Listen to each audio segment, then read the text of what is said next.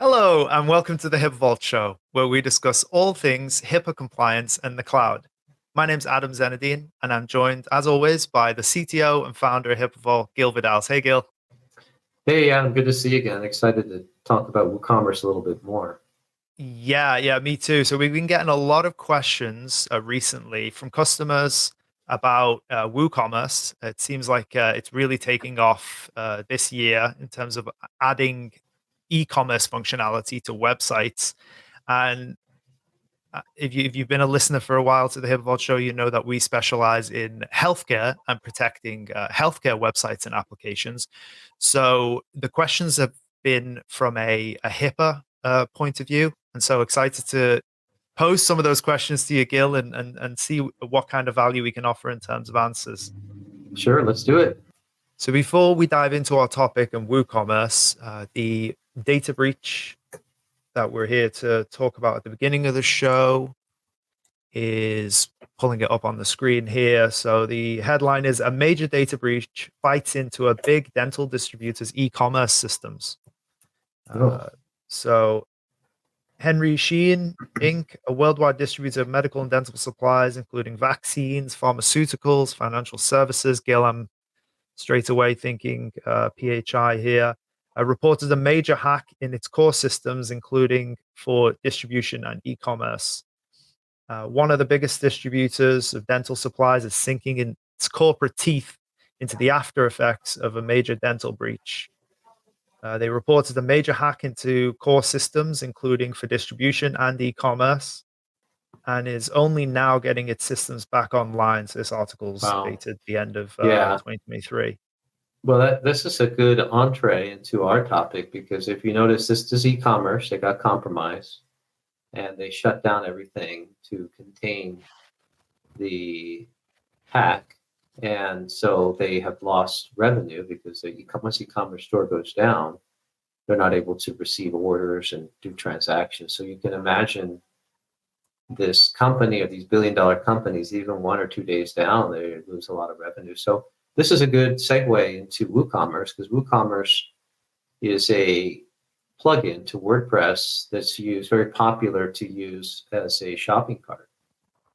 Yeah, thanks. So, okay, so e-commerce, WooCommerce specifically, we've got a couple of questions here.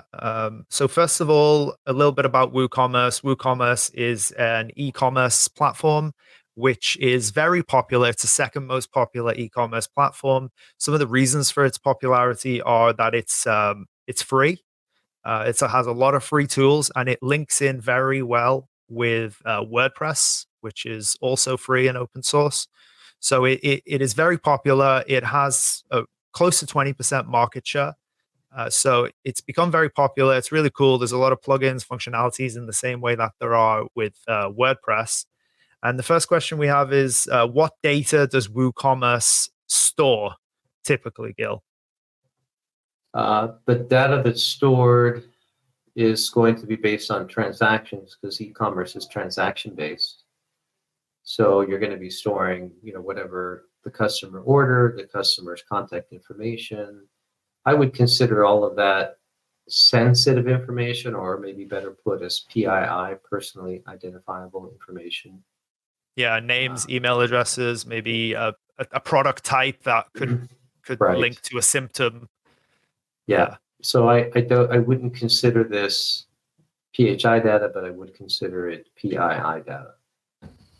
Yeah, and then there's that important part as well, which is the payment method. And I believe, and we'll get into the details on this a little bit further down, but that's a distinction there, because if you use a payment processor, then you can set it up in a way where the actual WooCommerce doesn't store any credit card information or anything. Right. So that's a good point. That's a good point. That means it's not PCI, which means credit card info. So that's good.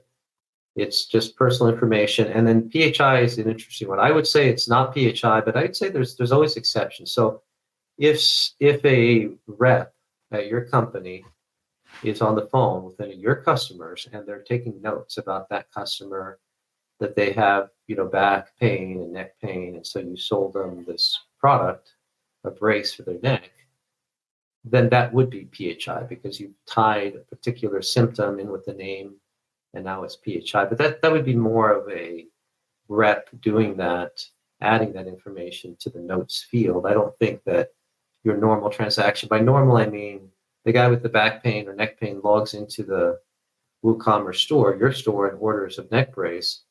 There's not going to be any PHI data because there's no field there that talks about that. So I think it's going to depend on how the WooCommerce is configured, the categories and inventory, and what notes can be taken and so on. So I think we need to leave a caveat there that it could be PHI depending on how it's set up.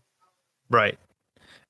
What specific? Let's say in the circumstance where the listeners are thinking, yeah, I think there might be PHI here. Maybe there's a patient record that they're using to tie into other systems.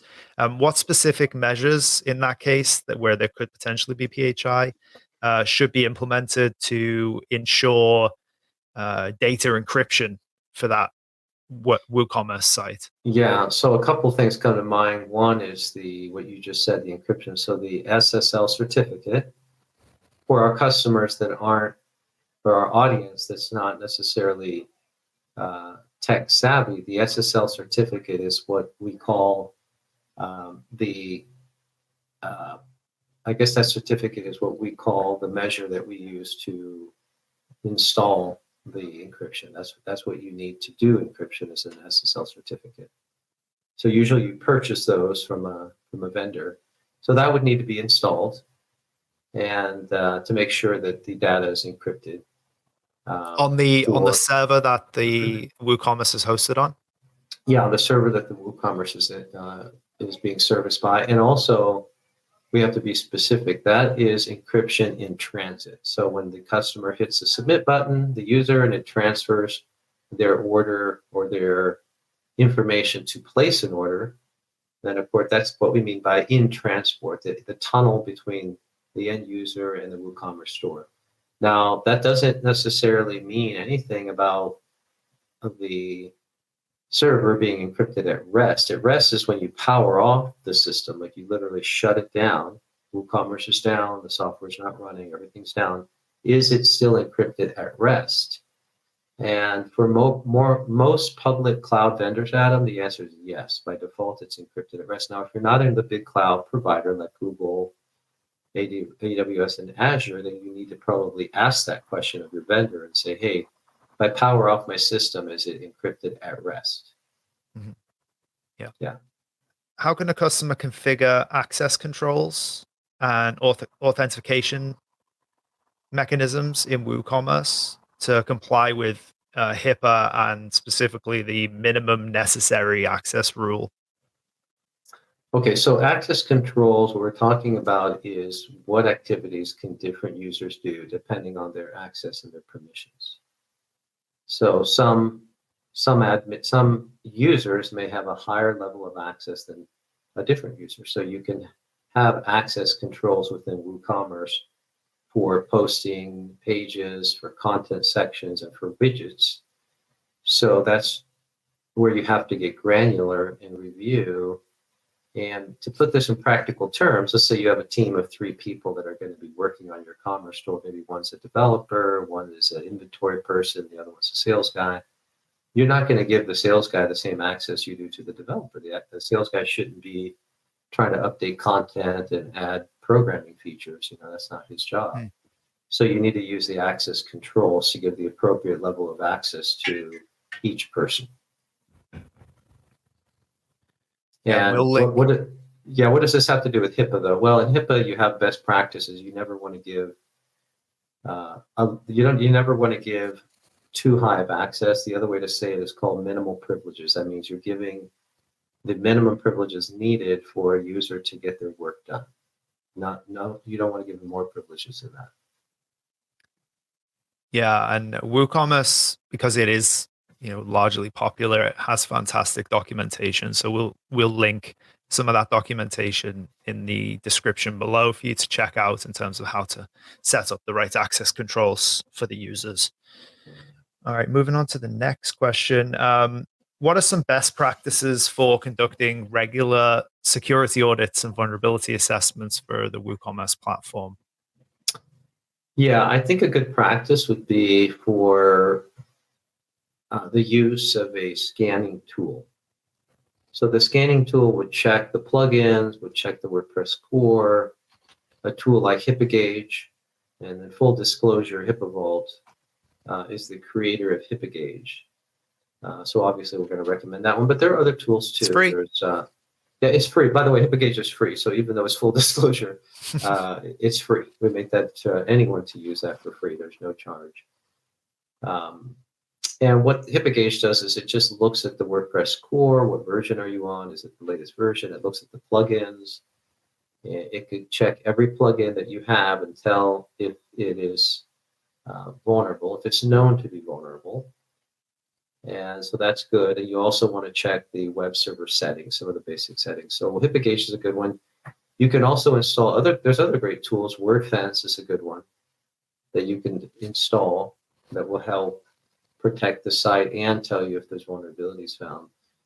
By the way, I'm always big on this. You always hear me say this or something similar to this during the podcast. I'm a really big believer that the administrator, even the business person that doesn't have to be technical, should be able to look at these reports. So if you're a business owner listening out there, don't rely exclusively on your techs to tell you if you're HIPAA compliant. You should have a login yourself into the back end, and you should be able to pull up the report yourself. You're a manager, you're the owner. You should be able to look at that report yourself and say, yes, I see everything's green, or no, I see a lot of red checks here. We got problems. And then you're the one that talks to your tech team. Now you do go talk to your tech team and say, hey guys, we got to fix these issues here. But that's still, the responsibility lies primarily with the manager and the stakeholders, not with the tech team to do that. Right.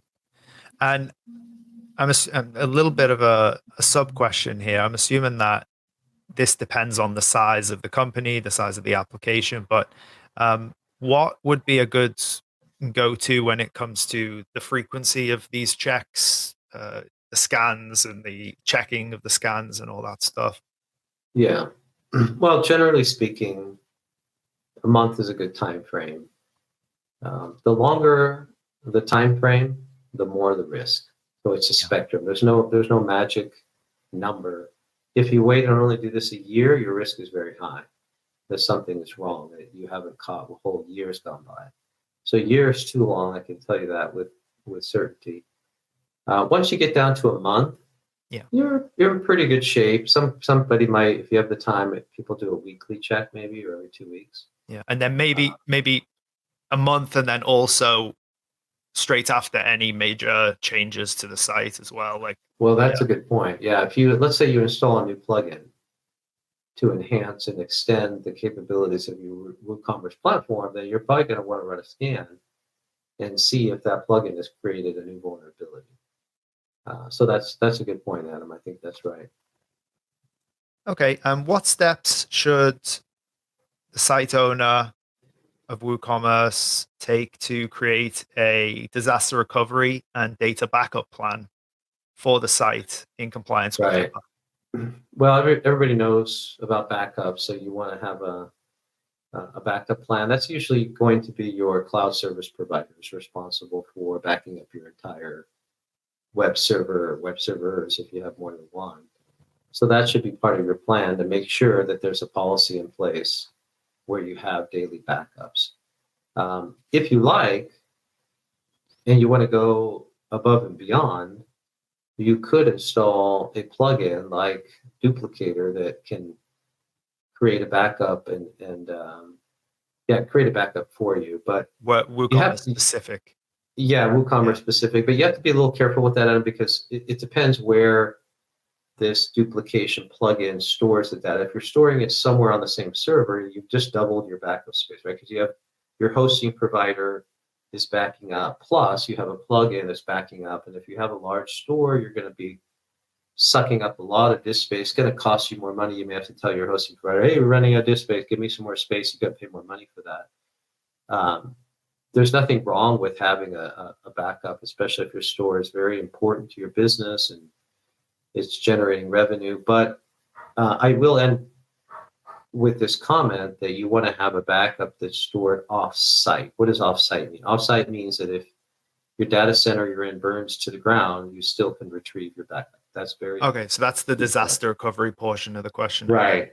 Yeah. And normally, again, with the large cloud providers, Azure, Google, AWS, those have capabilities to take a backup and store it somewhere offsite. In other words, they're storing, say you're in the Seattle data center, it'll store it in the Kansas City data center.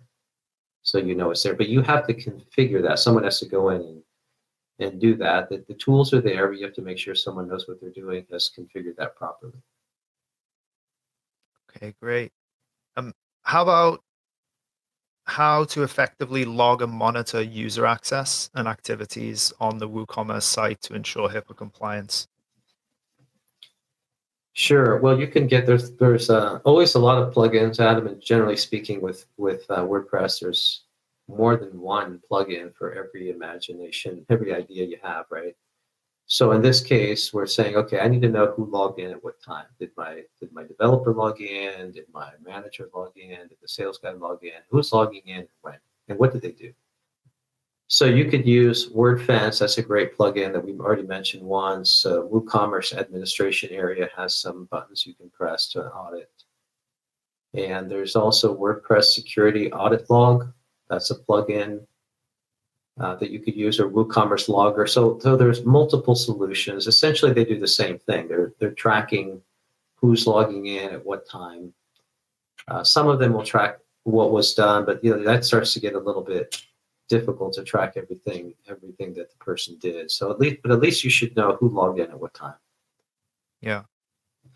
At one point on that as well, because we've mentioned a couple of plugins there, and so there's going to be quite a few plugins on the site that are specifically dealing with the security aspects of it. And what can come in there as a follow-on issue is plugin bloat, right? What I recommend is if you have a WooCommerce site and it's not currently set up for HIPAA compliance and you want to convert it to that, keep in mind that you might be running a fair few more plugins than you normally would. So account with that when you speak to your hosting provider, when you speak to us, account for that. Go over a little bit on the specs. So if you have, let's say, 20 gigabytes of disk storage, maybe go for a little bit more on the site when it's being migrated, and likewise with CPU and RAM and those kind of things. Yeah, that's good, Adam. And I have to admit that's one of my pet peeves when I get calls from would-be customers and they're like, "But Gil, why do we need to pay you guys these fees when at HIPAA Vault we can go to GoDaddy and pay pay $20 a month?" Well, as I always say, you get what you pay for, right? If you need to have HIPAA compliance, you have to add security tools and security measures and compliance managers and knowledgeable engineers, and all that costs money, and you can't get that for $20 a month. It's not going to happen. So you have to be careful, choose wisely. Make sure you're spending an adequate amount to secure your site. And that's important. It's like buying insurance, right? When you buy insurance, you do it. You hope you never need it, but you always buy it. You would never go out and drive your car around your city without having insurance. Yeah, I know we've flat out chosen not to move forward with certain projects because we've said this is the minimum that you're going to need when it comes to your hardware specifications, and the project owner has said we don't need that, we're currently running on half that amount. It's like, well, yeah, okay, but then let's try and get it running, and then let's see what the horsepower looks like. And that, I think sometimes it's better to choose to not engage from the start rather than to find out that we were right halfway through the project later on. So yeah, to be upfront. Well, that's a good point, Adam. And that's what business is. It's evaluating risks and returns, right? What's my risk? Yeah. What's my return? You always have to evaluate that. And getting back on track, and we've got two more questions. So we'll keep it brief. What are the specific HIPAA requirements for securing ePHI? Stands for Electronic Protected Health Information. So what are the specific HIPAA requirements for ePHI that one needs to consider when configuring WooCommerce? And this question specifically, I had one of our techs look into it, and they pointed out something really interesting, which was, I thought, a really good point, and that is limit the information that is configured to be sent out in notifications. So if an order comes through in the WooCommerce system, and the order is for a certain product, and there's a customer name, and there's all this information, uh, limit the amount of information going to whoever's processing that order by email, because you could be doing all these great things on the server side to make sure things are HIPAA compliant, but if all that information is just going to get sent to an unsecure inbox, then that creates an extra problem that should really be avoided, unless you want to also add HIPAA compliant email functionality if you need to send all that information by email. But usually, an order number, the amount, something along those lines makes sense. Gil, anything that you want to add on that? No, I thought what you were going to say was the safeguards, the safeguards for HIPAA, which are the three safeguards: the administrative safeguard, the technical one. Oh yeah, definitely. So the administrative, technical, and physical safeguards are a very good high-level way to judge what's needed for HIPAA. And what you'll find typically is that the administrative safeguards, most of them are within your organization as the site owner, whereas the physical and the technical can typically be delegated out to vendors. So, for example, the physical data center, you don't own the data center, so you want to make sure that you're going with a hosting provider that has a data center that complies with HIPAA. Whereas administrative could be this staff member within your organization is trained to not share certain information externally, and so on and so forth. Yes. So the last one is, how can I integrate a secure payment gateway with WooCommerce? And this wraps up, because at the beginning we did talk about that payment portion of the data. So what are your thoughts on that, Gil? Well, the e-commerce gateways, that's the financial transaction where they're purchasing with US dollars or credit card. And yeah, authorized.net, Stripe, all those payment processes. Right. That usually falls outside of what we talk about for HIPAA, because that's PCI. But essentially, that's still good for our audience to know that when they're using a credit card processing company like the ones you mentioned, I think one of the more popular ones is, like you said, Stripe, Authorize.net. But those companies have an option where it's tokenized. So in other words, you're not storing the credit card on your server. You're just storing a token, a number, and that number is sent to the provider, the gateway provider, and they reference that number, and then they look up the credit card. So they store the credit card, you store the token, and that again, this is not related to PHI, but it's still a good security measure. And by the way, if you do this, you don't have to worry about being PCI compliant, because you can claim, rightly so, that you're not storing credit card information. Yeah, and even if the application wants to allow for the customer to be able to save their information in an account, that can also be configured to be stored with the payment processor and not sit on the WooCommerce site. And then through, like you mentioned, the tokenization, it'll be able to recall the customer information once they log back in to purchase another product. Great. Right. Yeah, well, we covered a lot more than usual. But WooCommerce, like you said at the top of the call, is already popular, and then when you mix it in with the considerations of PHI, it can be a good solution as long as you're following the basics well, the best practices for protecting the PHI data. Yeah, thanks a lot, Gil, for helping us get through those into the nitty-gritty a little bit. And thank you all for joining and listening. If there was anything specific in those questions that you'd like further clarification on, feel free to reach out to us through our website, HIPAAVault.com. You can email us directly at podcasts@HIPAAVault.com, or leave a comment if you're watching on YouTube, and we'd be happy to get back to you and answer your questions. So that's it for this episode. Thanks again. And until next time, thanks for stopping by.